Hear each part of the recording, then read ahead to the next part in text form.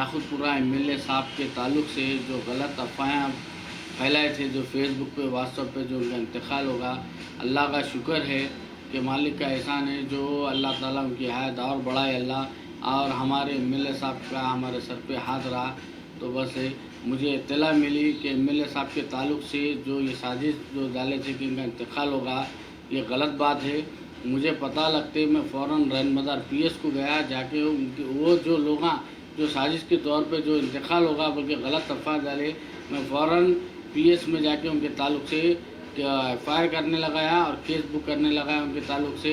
Police से गुजारिश है कि ऐसे लोगों के साथ कि ज़्यादा से ज़्यादा जो है उनके साथ सख्ती पैदा करना चाहिए।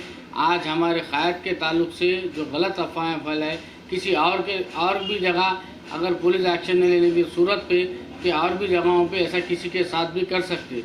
कि अल्लाह का शुक्र है हमारे एमएलए साहब मुमताज़ अहमद ख़ान साहब कि अल्लाह और उम्र बढ़ाए। और हम ये दुआ करते हैं कि उनका हमारे सर पे हाथ रहा। और तमाम लोगों से हम ये करते कि एमएलए साहब के ताल्लुक़ से जो है दुआ कीजिए।